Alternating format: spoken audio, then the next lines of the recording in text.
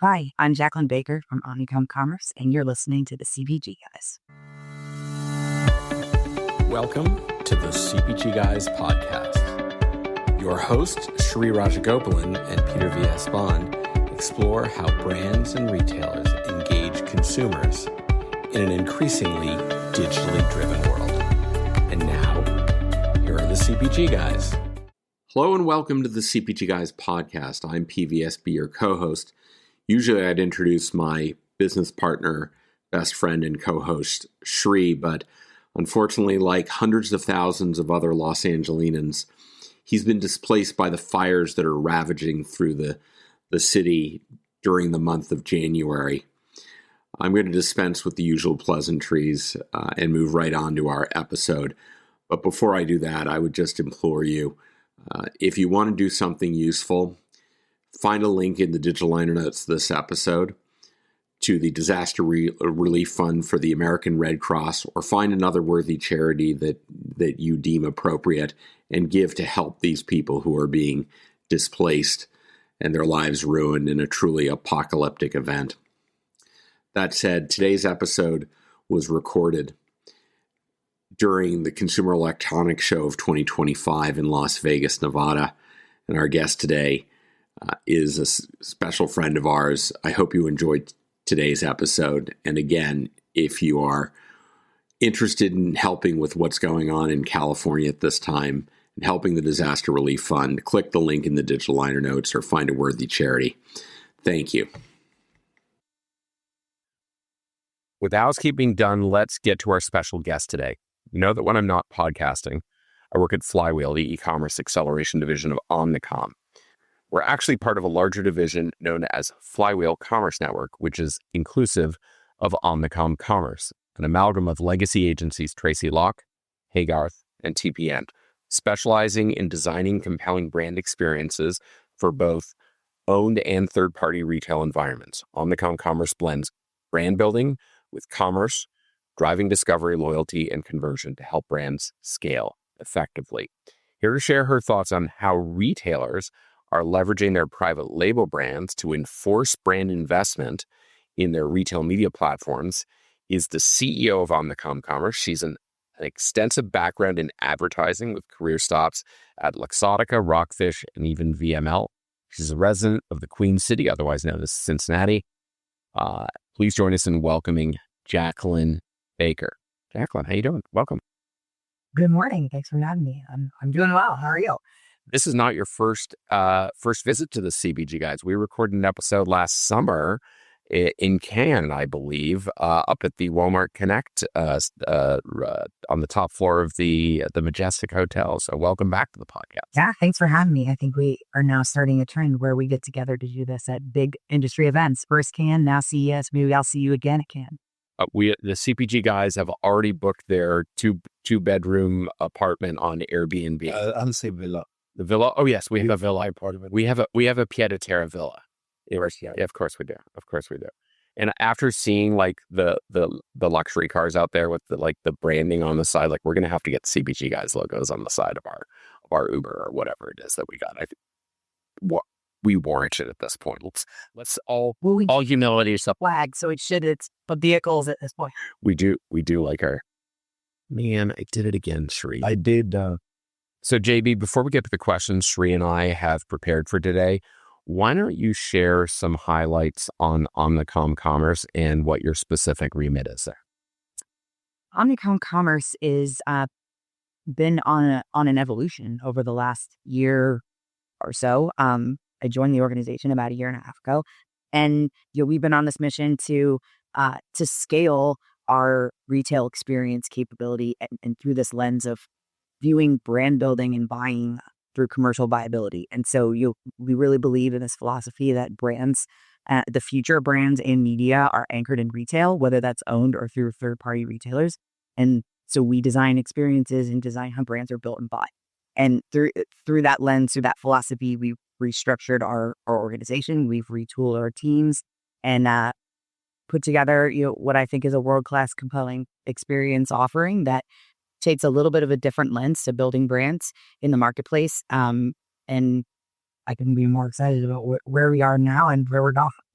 We want to thank you. Actually, yesterday, Shri and I took a curated tour of the show floor over at the Venetian, and it was guided by your associate, Kurt Monk. He did a wonderful job curating us what we saw, and we saw some incredible technology that is delivering in the food space, particularly better outcomes for households trying to feed their families in a very convenient yet elevated way, much more so in the past. So thank you. Shout out to Kurt.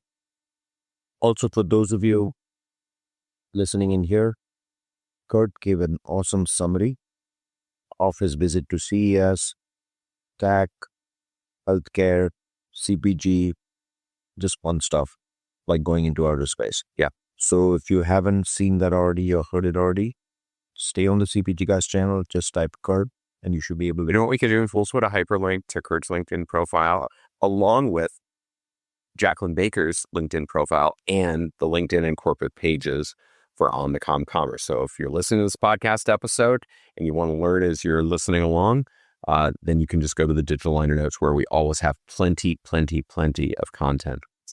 So let's get to the questions which we prepared, Shreya. I'm going to open this up. Jacquelyn, up to this point, the debates and discussions between brands and retailers around retail media investment have centered around the levels of platform sophistication that each of the RMNs offer, the questions surrounding measurement standards, because they each have their own approach to it, and the reliability of that, and of course, the cost for investing in these platforms. My question to you is this: are we at a point that we have reached a new echelon where the world of retail media, we should be discussing a major existential threat to brands, which is how does private label figure into brands thinking about investing in retail media given current conditions? Yeah, it's a great question. And I think that the time is right for Aperture to be opened up now to have broader conversations around the dynamics between retailers and brands. For the longest time, it was about, standing up capability in the retail media space. Like you said, it was all the conversation centered around sophistication and capabilities within these ecosystems and brands investing in that to help co-create them, co-build with retailers. And that was where all the conversation was. But we've now reached this point where retail media networks it's quite saturated market at this point, and the levels of sophistication, while they will continue to enhance, are very much there. So now we all kind of have collectively as an industry agreed that like retail media is now truly media, and they're retailers are acting as publishers. So now at this point, I think it's time to start having the conversations that I think everyone hasn't been prepared to have up to this point around the dynamics between how retailers and suppliers and brands coexist together and partner has to change, or at least we have to rethink a little bit, that shift. And I think private label is probably at the forefront of that. I work with so many CPG brands, and I could call up pretty much any of them right now. And if I ask them, what's the number one business problem that you have right now, they would say private label. And it makes sense because of the economic environment that we're in. And so. And private label was causing problems in their volume share. Yeah, absolutely. And you're creating more competition. You've got price competitive threats. You have more opportunity, more options for consumers, which in some ways I think is very good. I'm a huge proponent of private label for certain reasons. I do think when you offer consumers choice, the consumer wins, and when the consumer wins, we all win. And so it's not that there isn't a role for private label in the world, but what you have right now is a situation where private label is sort of outpacing brands. And in order to combat the threat of private label as a competitor, brands are having to overinvest or continue to invest even further in retail media in order to try to drive up their visibility, drive up their discovery for consumers.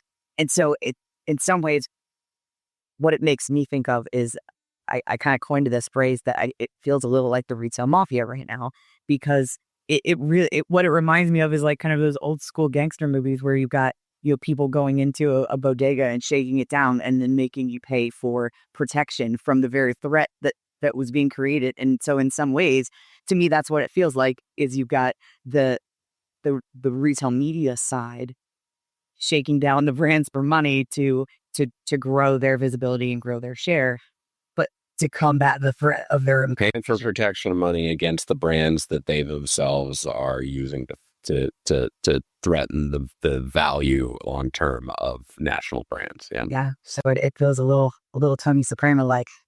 Should we change the term from RMN to RMM? Retail media mafia. Maybe collectively as a group we'll call them the. Jacquelyn, most importantly, welcome back to the CPG Guys. It's a pleasure to have you on. I still fondly remember the time we spent at Cannes Lions in France. So I've kind of, as a former practitioner in the industry, experienced this private label change myself.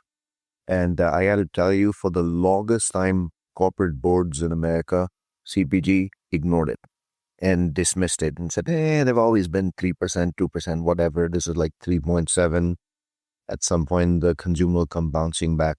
That's all good for like a 12-month period, but it's been 24 since this trend started. I still remember the day, March 17th of 2023, when volume change in private labels been on quite a tear since then, especially when it comes to opening price point. I mean, the consumer is clearly voting for an increased share of private label because it's simply got a better price point.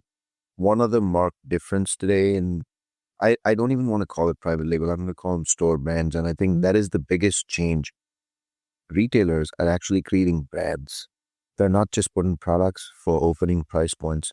So if you look at the last couple of years in the CPG industry and the acceleration in consumer behavior towards store brands and the economic pressures of opening price points, what's going on with the share of wallet, share of stomach that these are commanding in the US market?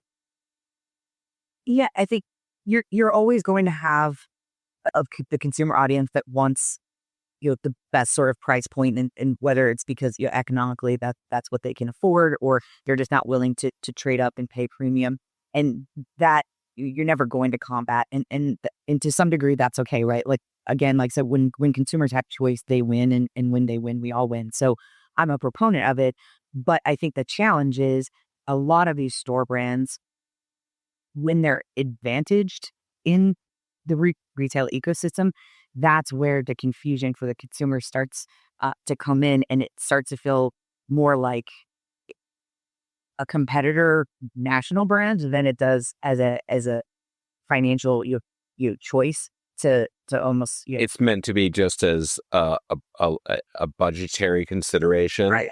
That is agnostic of quality. It's the value is purely in the price. Yeah, 100%. And I think what's interesting is the reason I would typically use the term private label is because I see two different avenues within a lot of the retail environments where there are what I would consider store brands, which are brands in their own right that are not even necessarily trying to compete with the national brand. They are just the house brand. But even I would argue most consumers don't even realize that that's a store brand. That's when the retailer building their own brand. Then you have the private label, which to me is very clearly an alternative to the national brand. And I think that's where the emphasis and struggle from a CPG standpoint needs to be focused, because you, as a national brand, you're the one creating the equity. You're the one creating the need in the marketplace that then subsidizes your own competitor, right? And so consumers are then buying that product because they even know what that product is, and it meets a need that they have because the national brand created that environment, right? And so I don't necessarily see them as one and the same. No, the way I would articulate that as an example is I'd say, okay, it's pretty clear that Trader Joe has built brands that are drafting off of the overall brand equity of Trader Joe. So everyone who walks in knows it's a Trader Joe product versus the brand portfolio that Target has created with Up and Up, with Good and Gather, with all of those. Those are ones where they are actually like individually creating brands that aren't necessarily, I think everybody knows they're Target brands, but they're trying to create brand identities, whereas just Trader Joe's, it's a whole halo effect. And that's how I see different retailers taking different approaches to how they're doing it. My question to you as a follow-up to that is, has private label been changing its game of late in terms of being a credible national brand alternative? And how are they doing that? I think, yes, I think we're kind of we've moved beyond this idea of, back in the day, it was very much like when you put out a private label product as a retailer, it was about getting to an NBE, right? National brand equivalent. And it had to meet those standards. And even the packaging would be like a clear knockoff of the national brand. They would make one next to Head and Shoulders that had the same color, the same font, 100%. and it would to some degree be an homage to that brand, telling the consumer implicitly, this is the private brand that you want to get that's comparable at a better price. Right. And like the one that always sticks out to me, I have no idea why, it would be like the Walgreens version of Benadryl. It was Waldrill. Right. Waldrill. And it sat right next to, and so it was very clear to the consumer what was national brand, what wasn't, and they were making a cognizant choice. Do I want the brand that I know and I trust, or do I want this alternate version? Man, to the day, Jacquelyn, to the day, if you go inside a drug chain store and you look at classic remedies for cough, cold, pain, you still see this old school behavior of copying the names. But I think very different story in food and bev. They're actually curating brands. They don't have to be knockoffs. Right. And so I think that's the evolution that we are now in, where the retailers are truly creating national brands of their own.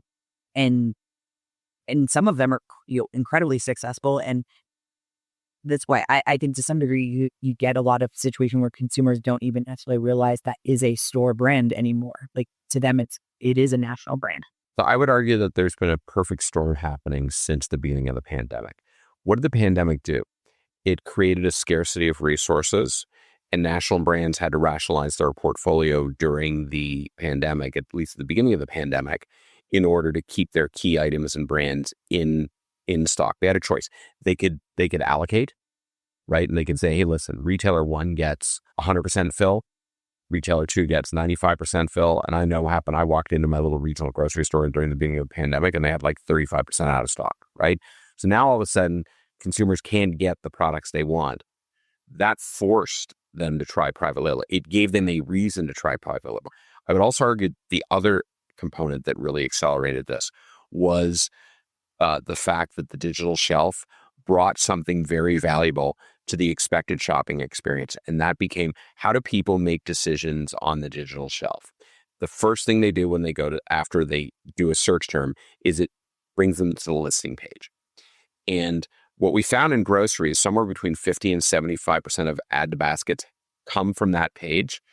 And what is displayed on a listing page? You get a little hero image of the product, the description of the product, the price, and then you get maybe the unit measure, and then you get the average star rating and the review count. The single biggest driver of conversion from national brand to private label is positive customer reviews. Why? Because it gets to the heart of the biggest obstacle. It's not the price. Price is built into the equation in private label. It's the quality. When you can get over that quality, how do you get over that quality issue? One of two ways. Well, you're forced to buy it because the national brand isn't in stock. Right. The second way is you're seeing it on the listing page and you say, oh, wow, this has got a 4.6 star rating from 1,000 reviews. It's amazing how much consumers are willing to trust 1,000 people that they've never met more than what the brand meticulously creates in the content on the PDP. And I think those two things together have caused a massive crisis for national brands and have dramatically accelerated the growth of private label over the last couple of years. I'd love to hear your thoughts. Yeah, I completely agree. And so you're not going to be able to circumvent that, right? Consumers are going to go and they're going to give their reviews, they're going to give their commentary, and that's going to drive the algorithm, and other consumers are going to take notice that they're getting great reviews of this. That's not what can be controlled. And in some ways, I don't know that we would want to, because I think no one wants to put that genie back in the bottle of like consumers having a voice in this equation. But what you can control as an industry is how do those brands be advantaged outside of what the algorithm's driving because of the consumer reviews.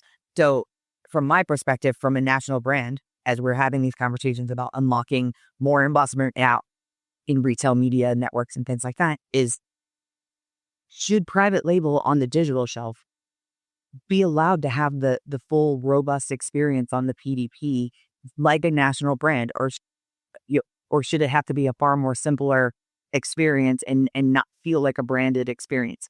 Should it not be able to be boosted to the top of the listings and instead has to just be further down the page if someone's doing a search for ketchup, but it shouldn't be in the top of the listing because those things should be being driven by the investments on the national brands. Speaking of search and consumers, maybe it's not in reviews that they're voting for store brands, but I think in both our luggages, there's a t-shirt and it says this: consumers never lie on the search bar. Who says that? Quote unquote, somebody that we know. Someone had, I think she said, Mark Jacquelyn. She does. I think it was someone that CEO of Omnicom Commerce. I'm curious if you guys have any data or if you've observed anything in the search trends that show that consumers are indeed searching for store brands. We don't see the data. I personally haven't seen a lot of data where consumers are actively seeking the store brand by a brand name. It's when they're searching for a more Bad tissue, a generic milk, like milk, ketchup, what have you. And that's where I think the conversation and the challenge back with retailers is where we have to get to this.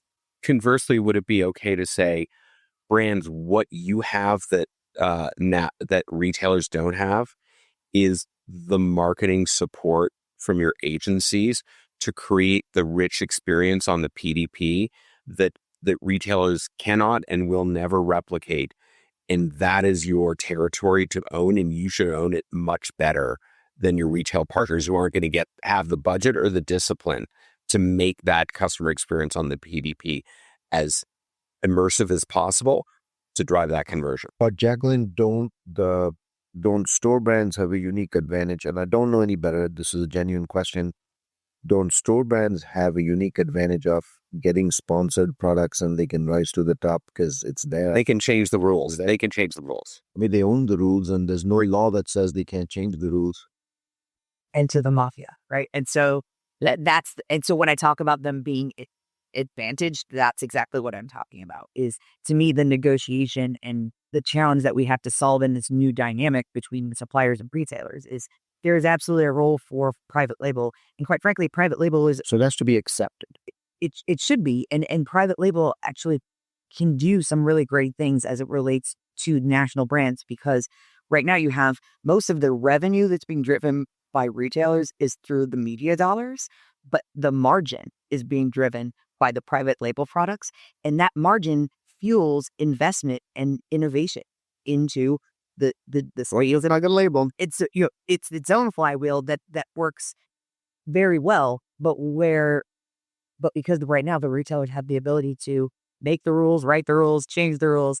That's what we can't have, where we're asking brands to create the market for a certain product and then have to pay in a premium in media to protect themselves against a threat that was then created in order to drive margin that will then fuel the need for more media.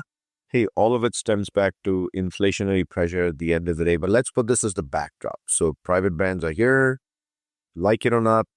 If you're dissing them, you're wasting your time. You got to learn how to live in the category with and work with and around private brands. Frenemies. With that as the scenario, backdrop and scenario, if you're a merchant, you're looking across the table and all of a sudden you've got this advertising group within your retail ecosystem. Don't merchants and retail media networks at retailers need to start holding hands because of this very issue? What's your advocacy there? Yeah, I actually think that at its core, that is the challenge that has to get solved on behalf of brands. It's what I would call marketing, is the media side. So not working hand in hand with the merchants. They have different KPIs, they have different objectives. Yeah. And they're not really, or they can actually work against each other. They very much they can. I would argue that the promise of retail media that people who went to the leadership of retailers say we need to create an RMN was we're going to get all these brand dollars. And they're all high margin. And to some degree, what's happened for most of the RMNs is that has been funded out of trade or co-op And that actually is not incremental, and it's actually detrimental because when they do upper funnel advertising, they have to share that money with a tech stack partner. And that now if they were buying an in-store display and an end cap or ad circular, that money goes directly to the retailer, 100%. If they do a programmatic advertisement, they now have to share some of that revenue with the DSP, and it's not coming out of the brand budget. So it's not only not incremental, it's actually detrimental. And so you have the merchant who's trying to sell their in-store display, and you've got the retail media that's trying to sell full funnel advertising. They can actually cancel each other out and are not working in harmony to get what they need so they can actually reach the brand dollars. And yet, because they're not only the economic buyers, they are now selling something. Right. And that changes the dynamic. It's interesting. I won't say which one, but I was recently in a top meeting with a large retailer, and the head of merchant, I think, came into the meeting. And so sitting next to the head of marketing, and we're having this conversation. And so then I asked that very question to them, like, how are you two working together? And the merchandiser was very emphatic that in his view, a neutral party is unbiased and doesn't have affiliations to brands, and said to me, "You want that from me." And I said, I wholly disagree. That's not what I want from you. Now, I believe in the retailers caring about categories, not specific brands, or that the brands themselves can be the ones that sell in these incremental opportunities and these investments. But the challenge is that you're advantaging your own brands. I don't want you to necessarily, as a merchant, to be biased towards any particular national brand, but I want you to be in lockstep with marketing or media to be biased towards national brands as a macro construct. And I think that's the conversation that's not happening. And that's the JBP negotiation that isn't happening right now. And that's where I think the space is evolving, that it's time to get serious about, okay, we've evolved the space to create this environment where you're now a publisher, an accepted publisher. A lot of dollars are flowing that way. Brands are bought into it. Everybody believes it. But how are we using it in a way that's additive to brands and not detrimental? I think a dialogue that, to your point on JBP, that needs to change there is the world of category management. Traditionally, it was store brands, and then you focus on everything else, but you don't really get into the depths of store brand. You're told, Don't eat a sacred cow. Here's how many facings, and then you plan for everything else and you make the category grow. I think where category management needs to grow is inclusive of store brands. How do you make the category and the aisle grow? That's a conversation. I'm not even sure if the software, like existing software and category management, can incorporate for it. Has been thought. Planogram designs have to change. I mean, we're living in a new world and we're adapting on the fly. Yeah. So I wanted to add about this. Given that fact that there's got to be this collaboration on the retailer side, what must the brand manufacturers then do in collaboration or negotiation with retail customers to realign to some degree this balance of power with private label and the value proposition that each player in the shopper ecosystem delivers? Like what are the levers at the disposal of brands to some degree push back and help guide their customers in this direction for a better outcome for everyone? Yeah, I mean, well, first, I think going to that negotiation table armed with the data of what private label is doing and the impact it's having on your brand specifically, have tangible examples of where that's coming into play, and then put that on the table, what you want as a brand as part of this negotiation. If you're willing to spend X, it's not to combat the very threat that you're paying, but instead it's to grow your brand. And so you, as a supplier, have to start negotiating different levers now. Things like, I think you should be asking for not having private label be advantaged. Can't be in sponsor products, can't be pushed to the top of a listing. You can't use that to force my hand into investing in particular ad units on your page because you've made it highly competitive and disadvantageous for my brand, and it's highly advantageous for yours. I want your version of my brand on that product's detail page to not have a full immersive, almost brand.com within a retail.com experience. Let the brands shine because they're the ones that created the market for that product to begin with, and then the ones paying for the ability to get those impressions, get those eyeballs. And so I think those are the types of negotiation conversations that have to start happening. We can't have the conversation of private label needs to go away. That's not going to happen. It's not going to happen. And quite frankly, I would argue it shouldn't happen. It shouldn't. It plays a role for a certain group of your shoppers. But that saying private label is my problem, that's a non-starter for anyone. But what you can do is negotiate against what the experience should be and why private label should exist in the universe for the consumer, but shouldn't be advantaged in any way because you control the platform. Jacquelyn, 2 years ago, March 2023, brands, boardrooms were saying private label is my problem, right? Because of volume and inflation. If 2 years later, they're still calling it a problem, my question would be, what have you done about it? Like if you had a problem in your own personal life, would you let it linger for 2 years? You wouldn't. One word. I don't mean you. I'm talking to the industry. That's called like, would you like linger on it for 2 years, like, and say it's a problem. Oh my God, the world hurts. I'm in pain. Like you'd actually do something about it. Make your brand better. Isn't that how politicians get reelected? They never solve the problem. They just keep complaining about it. Yeah, but not in our personal lives. In our personal lives, we really want to solve. So we're calling brand leaders politicians. I know.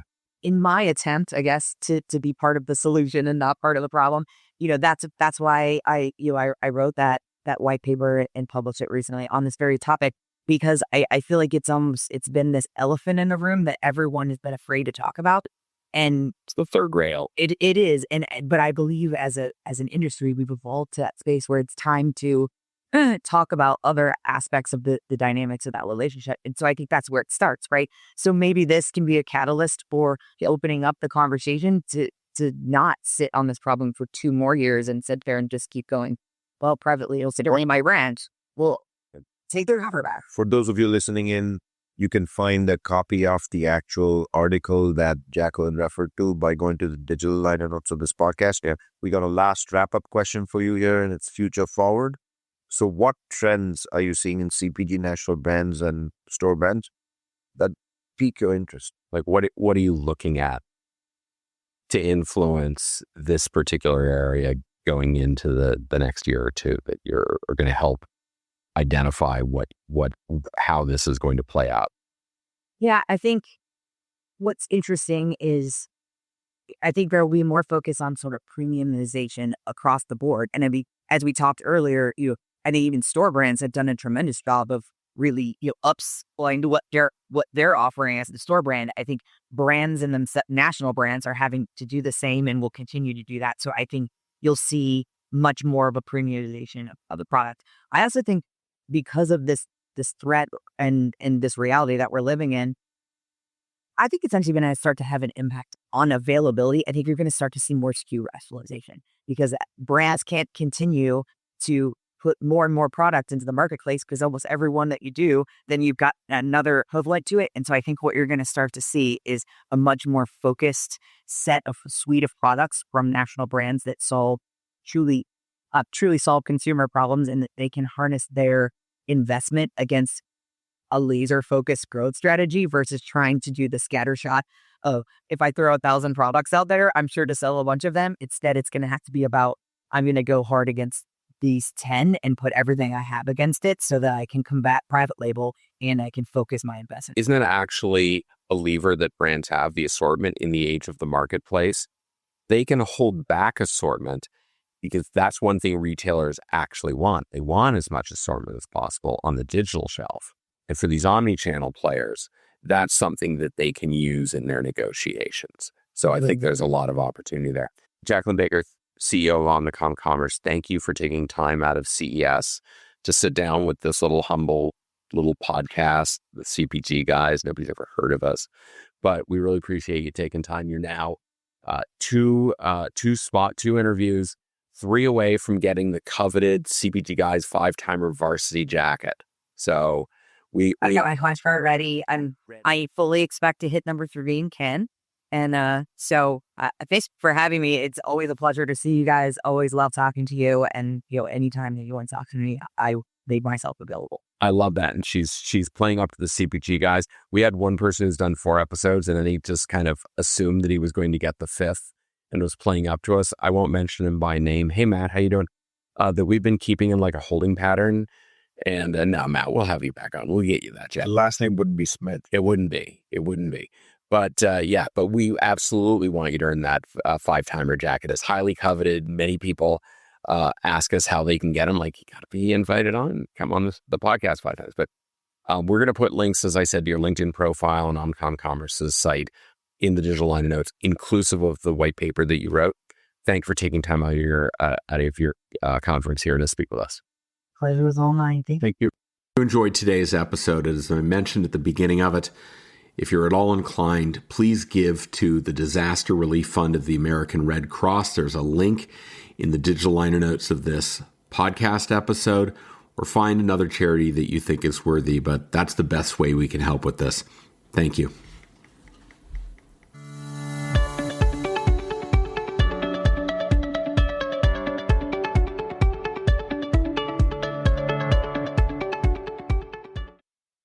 The content in this podcast episode is provided for general informational purposes only. By listening to our episode, you understand that no information contained in this episode should be construed as advice from CPG Guys LLC or the individual author, hosts, or guests, nor is it intended to be a substitute for research on any subject matter. Reference to any specific product or entity does not constitute an endorsement or recommendation by CPG Guys LLC. The views expressed by guests are their own, and their appearance on the program does not imply an endorsement of them or any entity they represent. The views expressed by CPG Guys LLC do not represent the views of their employers or the entity they represent. CPG Guys LLC expressly disclaims any and all liability or responsibility for any direct, indirect, incidental, special, consequential, or other damages arising out of any individual's use of, reference to, or inability to use this podcast or the information we present in this podcast.